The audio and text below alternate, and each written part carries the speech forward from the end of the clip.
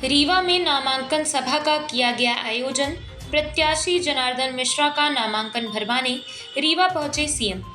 आगामी लोकसभा चुनाव के नामांकन भरे जा रहे हैं। इसी क्रम में आज रीवा में भाजपा प्रत्याशी जनार्दन मिश्रा का नामांकन दाखिल करवाने मुख्यमंत्री डॉक्टर मोहन यादव रीवा पहुंचे, जहां कोठी कंपाउंड में आयोजित नामांकन सभा में उन्होंने जनता को संबोधित करते हुए कहा, अधिकारियों का काम जनता के बीच जनहितैषी योजनाओं को लागू करना है।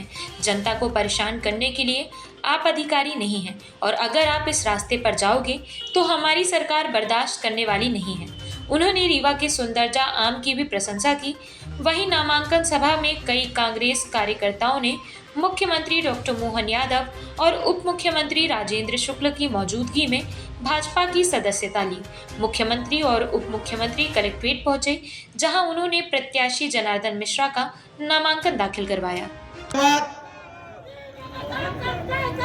हमारे बीच माननीय मुख्यमंत्री जी, माननीय उप मुख्यमंत्री जी, आप संसदीय क्षेत्र रीवा के लोकप्रिय सांसद मानवर जनार्दन जी मिश्रा। मेरा विवाह हुआ, जब मैं रीवा आया तो भगवान बचाए मैं बस में आऊं तो रात भर धक्के गड्ढे क्या क्या करते करते कैसे आता था। मैंने पता नहीं क्या मेरी किस्मत है, कैसे आना पड़ता रीवा। और ऐसे ही जब रेल से आता था तो रेल के डब्बे में बैठ के इधर देखता तो जैसे ही बरसात गई खेत खाली पड़े, क्या खपड़ेल के मकान, वो क्या कबीलू कबीलू अंग्रेजी कबीलू के बजाय हमारे बड़ा मन में ऐसी पीड़ा होती थी कि भगवान इस पे किसकी नजर पड़ी। ये तो वो धरती है जिनने भगवान राम को 11.5 साल अपनाया, अपने आगोश में लिया, उनको आशीष दे करके ये धरती धन्य हुई है। लेकिन दुर्भाग्य के साथ कांग्रेस ने आजादी के बाद अगर इस क्षेत्र की उपेक्षा की तो मुझे इस बात की पीड़ा है कि वर्षों पहले यहाँ के लोगों की जिंदगी खुशहाल हो सकती थी। जो अभी हुआ है वो 70 साल पहले हो जाता, कितनी पीढ़ियां सुधर जाती, कितने लोगों का भला हो जाता। मुझे मालूम है रीवा के लोगों की काम करने की काबिलियत और रीवा के लोगों की अपनी क्षमता। रीवा, सतना, अरे ये तो देवभूमि है जहां के लोग इतने पवित्र मन से काम करते कि दुनिया में एक अलग अपनी मीठी जबान के लिए जाने जाते और अपने काम से पहचाने जाते। लेकिन दुर्भाग्य से लगातार नजरअंदाज किए।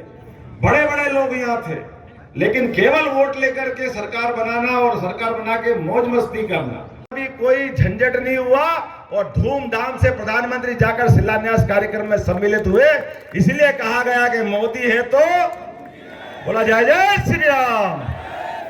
और बात का तो बोलना ही नहीं है, 22 जनवरी का घटना आपने सबने देखी।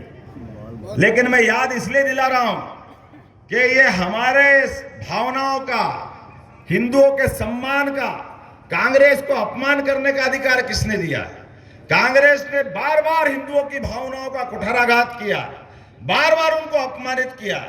हमने निमंत्रण दिया, हमको मालूम राम मंदिर में अड़ंगे किसी ने लगाए तो एकमात्र पार्टी कांग्रेस पार्टी, जिसके राष्ट्रीय महामंत्री कपिल सिब्बल, मनु सिंघवी, बड़े बड़े पदाधिकारी ये बेशर्म होकर के सुप्रीम कोर्ट में भगवान राम के मंदिर का फैसला नहीं करने के लिए बार बार अड़ंगे लगाते रहे।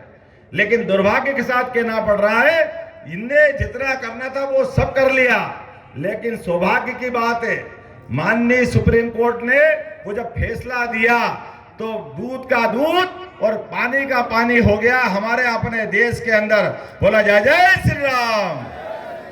अयोध्या का धाम आज दुनिया में इस बात की मिसाल बन गया कि हिंदू हो या मुसलमान, और तो और जिनने 70 साल तक इस मुकदमे में सामने आकर के मुस्लिम पक्ष का नेतृत्व किया, वो भी प्रसन्नता के साथ लोकार्पण में शामिल हुए। भारतीय जनता पार्टी की सरकार ने किया है, कांग्रेस के लोगों के पास इसका क्या जवाब है? क्या कांग्रेस ने कभी इस दिशा में काम करने के बारे में गंभीरता से विचार किया?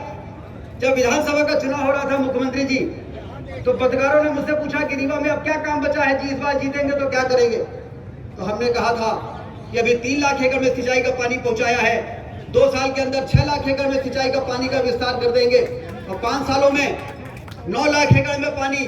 रीवा जिले में जितने सिंचाई की जमीन है, जितनी खेती की जमीन है, 1-1 इंच जमीन पर सिंचाई का पानी पहुंचाने का काम करेंगे।